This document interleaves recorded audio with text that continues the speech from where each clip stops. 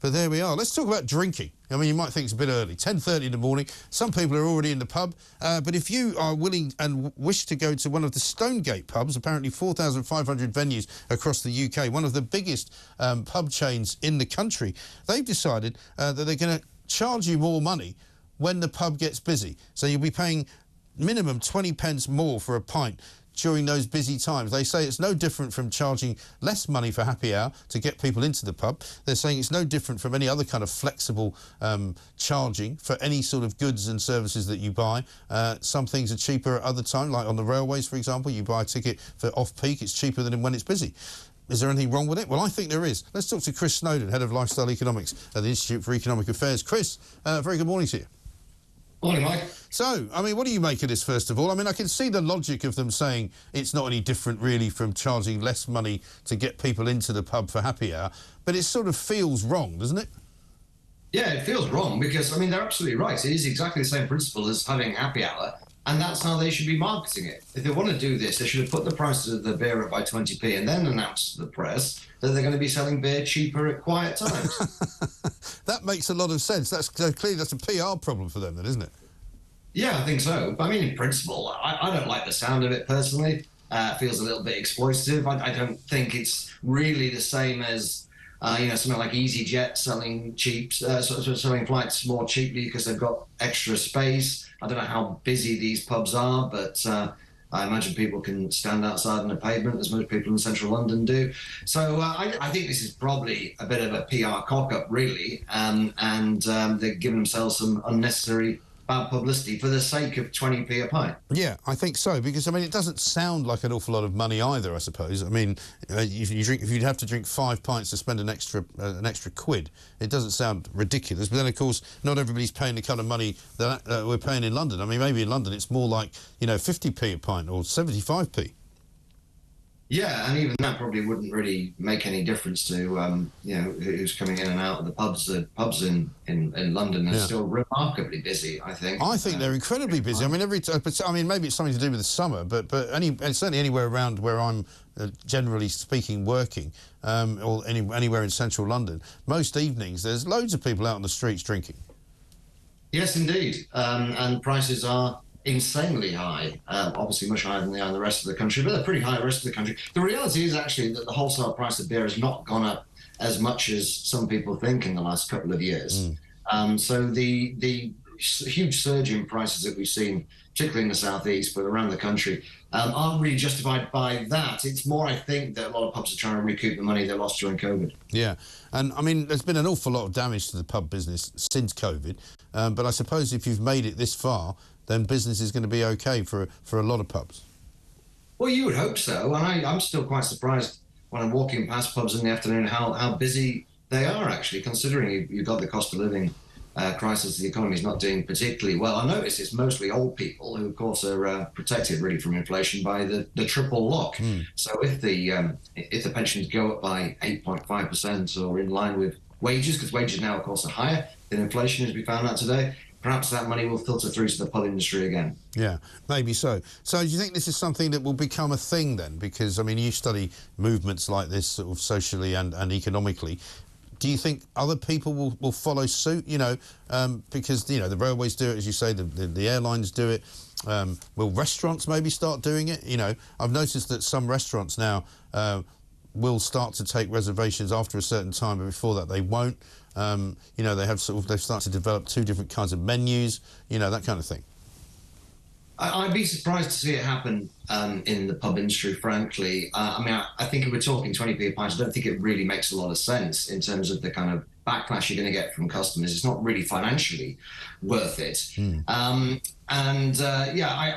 just think they're going to get more grief than they need to, that other pubs, if this becomes a thing, will start marketing themselves as, having a fairer pricing system, as it were, being consistent. But otherwise, this gets a bit confusing, doesn't it, really? And I think there's always going to be times of the day where technically they should be charging more or they should be charging less, but actually the pub's busier than usual or less busy than usual. You can't target this in the same way that an airline or a railway company can. No, of course not. And I mean, one thing, I don't know whether you've noticed this, but it's certainly been something I've noticed recently, and it's that sort of type of, I don't know, younger drinker who seems to be now thinking that you turn up in a pub and you form an orderly queue behind the person in front of you.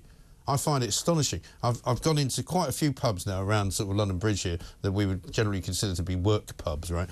And you go in and there's like a line coming out the front door and you're going, what's going on here? And then you go round the line and they're all literally standing one behind each other like a queue for Tesco's. And I'm thinking, that's not what I'm doing. I'm going straight round to the side and I'm going to, luckily because I know them, I'm going to order a pint and I'm going to walk off and go and sit down. And they all look at me as if I've done something horrible. But actually, I don't understand anyone who wants to queue at a bar. No, I don't. Look, this is Britain. We're not going to start queuing up at the bar. I had the same experience on Saturday. It takes a certain amount of bottle to break through and just walk to the bar, but you are absolutely within your rights. Yeah. The main part of the barman's job is to work out who is next. Right. We don't need to be queuing up in single file. I absolutely hate it. I don't know where it's come from. Yeah. I suspect it might be American tourists now and again, or something like that. No, these are all people that I can tell. Everybody else just follows them. These are all the kind of bearded Ramona sort of, we work from home 3 days a week types. What happens, I think, is you get one person at the bar and then somebody comes in and doesn't know what they're doing and they stand behind that person. And then once you've got the makings of a queue, British people being who they are will just join it. You've got to ignore it, break through it. You can end this as quickly as it started, but it's something that I haven't really seen. Yeah, very I feel like, what I feel like recently. doing is manufacturing some sort of plastic mats and handing them out to them and saying, look, you stand on that, and then the next guy behind you will stand on it. He'll be a metre away, and then you can go all the way down the street and you can pretend it's COVID again, and maybe you'll feel more at home. Yes, maybe it was, like so many things, maybe it was COVID that introduced this rather annoying trend. Absolutely. Let's talk about vaping, because you're a man that knows a thing or two about the smokables of this world. There's supposedly going to be a ban made on disposable vapes to stop children becoming addicted. Like all plans to stop children becoming addicted to things, I suspect this will fail. Yeah, I would think so, and have some unpleasant unintended consequences along the way. Look, there is an issue with kids using disposable vapes. There's no two ways about it. Usage has gone up a lot in the last 2 or 3 years. Yeah. But the answer to that is to get the police and the trading standards to enforce the law. It's very, very easy for teenagers to get vapes from corner shops in particular. It shouldn't be that easy. It should be as difficult as getting a pack of cigarettes or getting vodka. Look, kids occasionally do get hold of cigarettes and vodka, but we don't ban either of those. The idea that we should ban something that is already restricted to people aged 18 or over because some people under the age 18 are using it is ridiculous. You would ban all forms of alcohol and tobacco if we did that, and 18 certificate films and goodness knows what else. That is not a sensible way to be governing. But as so often in politics these days, the government isn't really interested in governing. It's interested in legislating. We already have a ban on people underage buying these products. Let's enforce that rather than interfering with the choices of adults, and most people who use these are actually adults. Yes, quite. I mean, one of the other things that you would have noticed in all parts of the country are these vape shops that have grown up all over the place, and they don't look to me as though they're run in any way that looks particularly regulated. I don't see kids going in and buying them, but I wouldn't be surprised if they don't care if they do. Yeah, quite right. I mean, the regulations are there. I mean, insofar as they look unregulated, everybody's got to follow the same regulations. The products themselves are fairly tightly regulated. And there is a clear ban, has been for some years, on selling to people under the age of 18. So if the issue here is underage vaping, and I think it is, I think it's a shame that it's happened and that certain vapes have got popular with school kids, because it's undermined the entire category, and people were, broadly speaking, fairly pro-vaping until quite recently. So it's dirtied the reputation of vaping. It's not a good thing. We need to get a handle on it, but the way to get a handle on it is not to ban these things, but to enforce the laws that currently exist. Otherwise, you go down the same path as Australia, where they just keep banning e-cigarettes again and again in various different ways. They've always been illegal. E-cigarettes contain nicotine in Australia. Hasn't stopped kids using them. It's just meant that kids are buying unregulated e-cigarettes. You can get them everywhere. So then the Aussie government banned the import of these products. That didn't make any difference. Now they're putting them strictly on prescription, even if they haven't got nicotine. None of this is working. It's been an absolute disaster in Australia. I would beseech politicians to look at what has happened in Australia, because we're still a long way from being that extreme. But I don't think you're going to deal with this issue, which fundamentally is it's either a black market or it's a breach of regulations issue. Right. You're not going to sort this out by bringing in more regulations if you're not enforcing the ones that already exist. Well, that's been a problem for this government all over the place. I mean, this week alone, apart from the vaping ban, we've got a ban now being suggested by Suella Braverman on devil dogs, on these XL bully dogs, which, again, unless you can enforce a ban, what's the point of saying you're going to do it?